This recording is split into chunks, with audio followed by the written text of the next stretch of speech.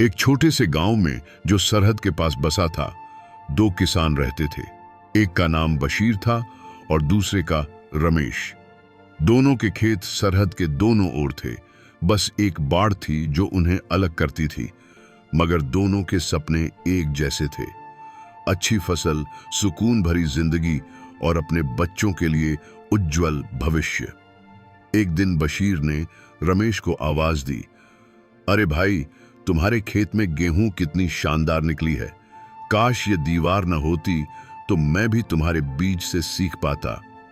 रमेश मुस्कुराया और बोला, अरे बशीर भाई, हमारे बीज भी वही हैं जो तुम्हारे, बस हमने कभी एक दूसरे को जानने की कोशिश ही नहीं की। ये बात दोनों के दिल पर लगी। कुछ दिनों बाद गांव में एक बुजुर्ग शिक्षक आए। वे पूरी दुनिया घूम चुके थे।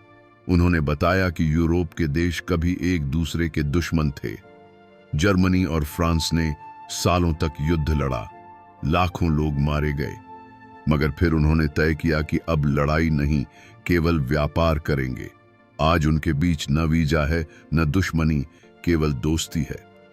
अमेरिका और कनाडा के लोग भी सरहद पार आते जाते हैं, व्यापार करते हैं, खेलों में भाग लेते हैं, पर कभी एक दूसरे को दुश्मन नहीं मानते।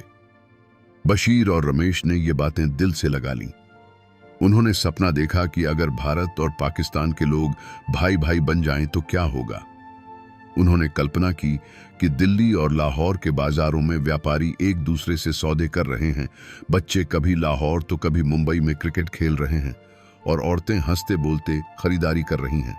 रमेश ने कहा, अगर हम दुश्मनी छोड़कर सिर्फ व्यापार शुरू कर दें तो हमारे बच्चों को भूखा नहीं सोना पड़ेगा। बशीर ने आह भरी, मगर हम लोग हमेशा शक की नजर से देखते हैं, यही हमें पीछे कर रहा है। एक दिन दोनों ने हिम्मत की और अपनी फसल का आदान प्रदान किया। बशीर ने रमेश को अपनी कपास दी और रमेश ने बशीर को अपने आम। गांव वाले पहले तो हैरान हुए, कुछ ने मजाक भी उड़ाया, ये दोनों तो पागल हो गए हैं, दुश्मन से लेन देन।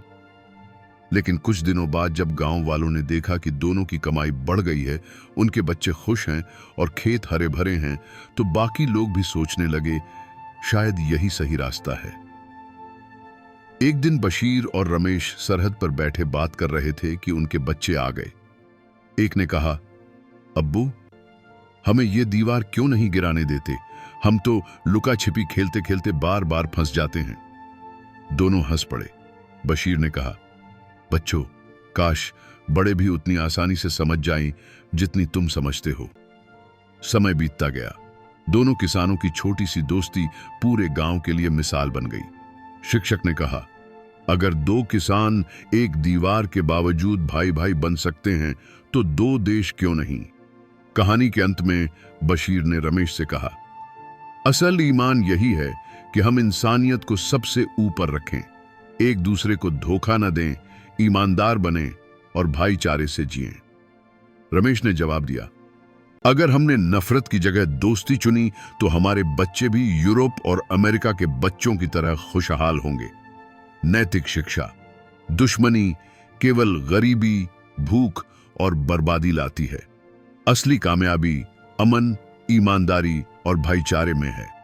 अगर भारत और पाकिस्तान के लोग दुश्मनी छोड़कर व्यापार और दोस्ती अपनाएं तो दोनों देश तरक्की करेंगे और आने वाली नस्लें खुशहाल होंगी।